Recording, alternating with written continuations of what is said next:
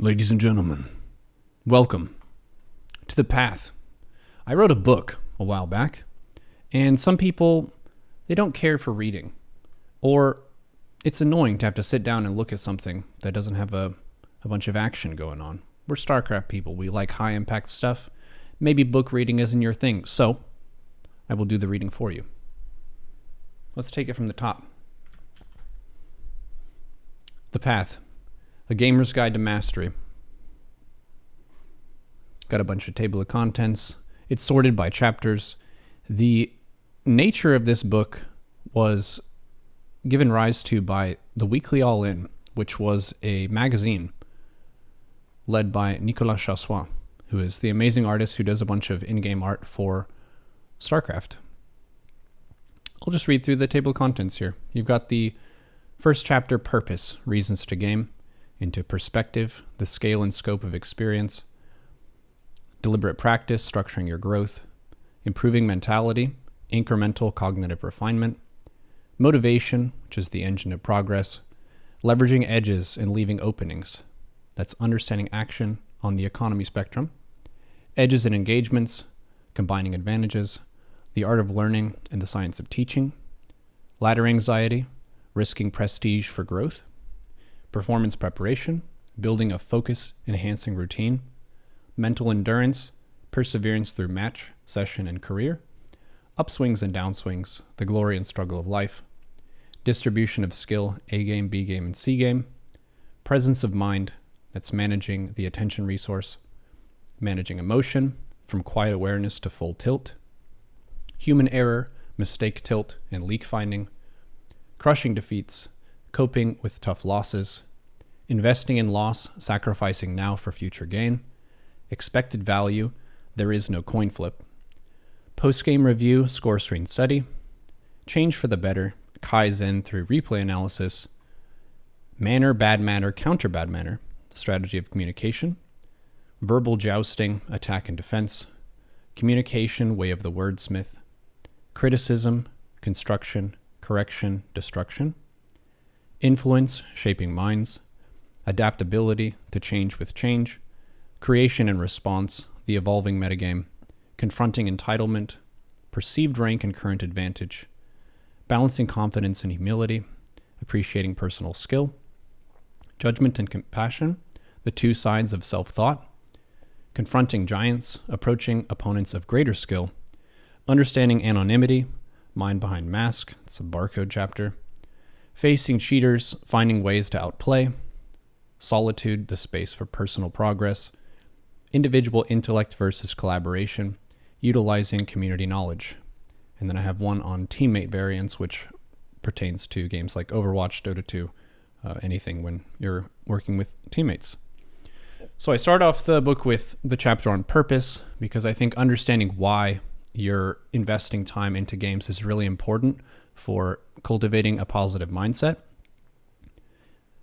Let's just take it from the top. Purpose, reasons to game.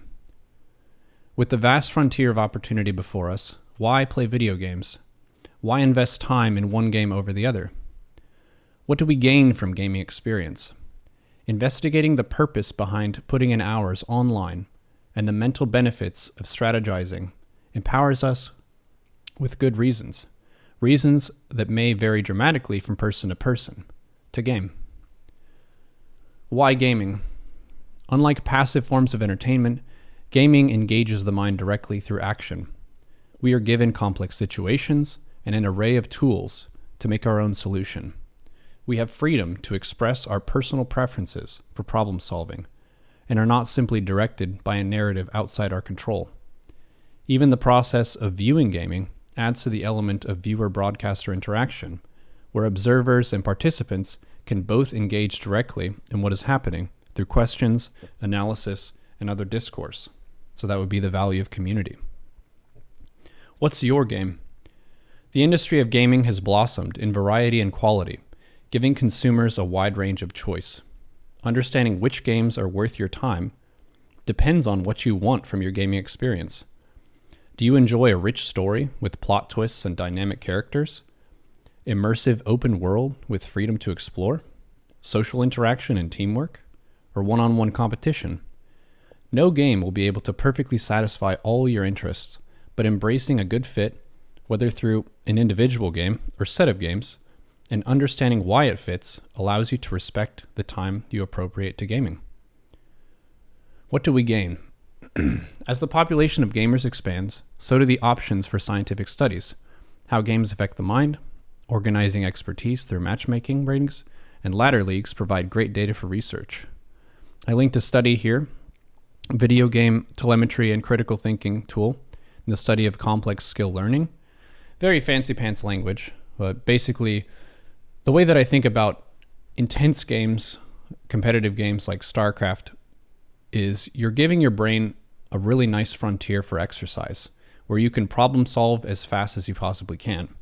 Does this give you superpowers? No, not really, but it does keep your mind fresh and active, which is really important. It mainly impacts people who are aging, but cognitive decline is a real thing, and being able to play games that involve a lot of decision making is a way to just keep your brain doing stuff. Because if you don't use the functions of your brain, you lose it. It's not direct. Different people have different trajectories for how their brain functions over their lifespan, but play games. It's pretty fun. Fast-paced strategy games exercise the brain in a domain of rapid context switching and decision making. With human teammates and opponents involved, gaming communities collectively have the potential to improve over time. We can choose to be open, gaining relationships, memorable experiences, mental exercise, and entertainment. Take pride in your passion for gaming. I don't know about y'all, but when I was growing up, in middle school and high school, a lot of gaming wasn't seen as cool. It kind of depends on what game you're talking about and what your friend group was, but I distinctly remember a lot of people making fun of Dungeons and Dragons play, and a lot of PC gaming stuff was seen as super nerdy. So they would tease people and make fun of that. So there has historically been a stigma against gaming that it's just not a cool hobby. When other people will do stuff like watch sports and that's seen as cool, but gaming is not cool, it didn't really make sense to me.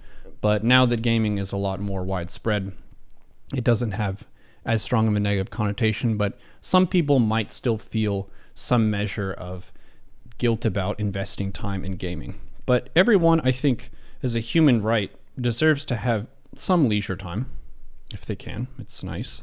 It allows you to relax and unwind or just do something that is purely your choice. Because if you think about your career and your work, you have to do that to survive and to make ends meet. So a lot of times we make compromises about the work that we do so we can pay the bills and that kind of thing. But with your leisure time, you get to choose of all the many things you could invest in, you want to go in that direction. And that can be really liberating. I had an experience whenever I was in orchestra that really made me frustrated with how situations can be political. So I wasn't allowed to be first chair viola, even if I was the best violist in the orchestra, because I wasn't a senior in high school. And they wanted to give the seniors the first chair for their last year. But to me, that just seemed like, why is this rule in place if I can play the music better than them? I shouldn't have to turn the page for someone who doesn't play the music as well as I can.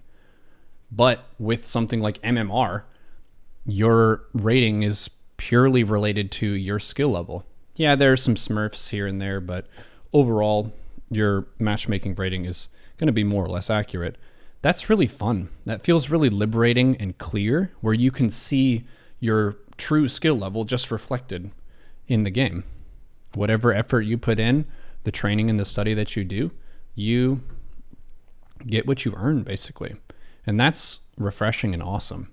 So I feel like gaming can be a space, especially for people who have a competitive drive, to really put that competitive drive out there and just see how far you can get, see what you can do, and also see how you end up enjoying approaching the game. Some people, they really like being on the front foot. They like going for attacks, just getting a 1-punch, 2-punch, 3-punch until the opponent falls over.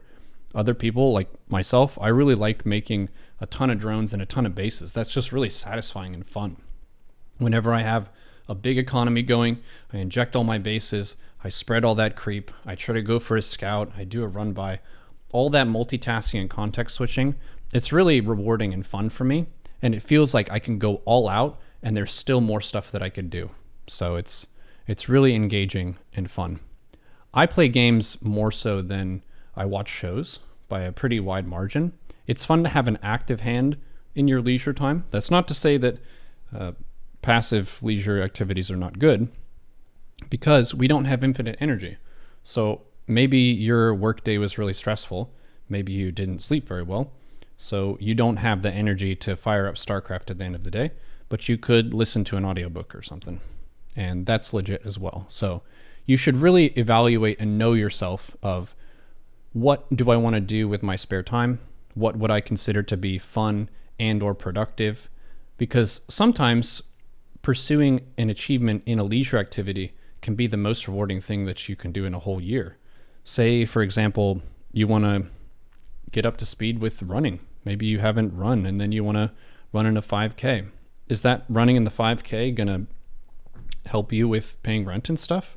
Probably not, but it allows you to set a goal, to pursue that goal, and then to achieve the goal, which has dividends in building self-confidence. So you create a kind of artificial purpose, like a chosen purpose for yourself. I am going to pursue running in this race. And then once you see yourself do that, that's an achievement that is with you for the rest of your life. And you have just demonstrated to yourself and to your friends and family, but most importantly to yourself, that you can set yourself to a task and do something.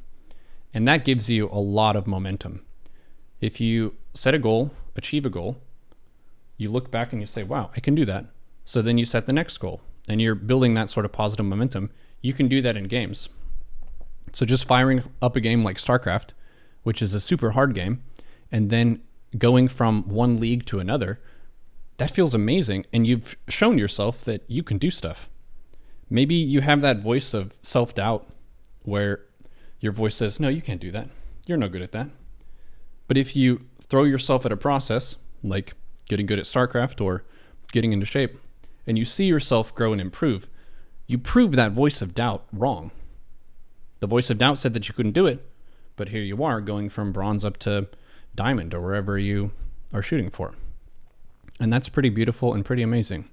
So purpose, understanding your purpose for playing games is a very fundamental and foundational part of getting the most out of your gaming experience, keeping your mindset in a positive place that's goal-oriented and fun-oriented and exercise-oriented, I would say as well, is you're giving yourself an opportunity to exercise your skill, to exercise your force of will, and just a lot of the different complex things that the human brain can do. So that was chapter 1 of Neuro, the Path, A Gamer's Guide to Mastery. I'll see you in the next chapter.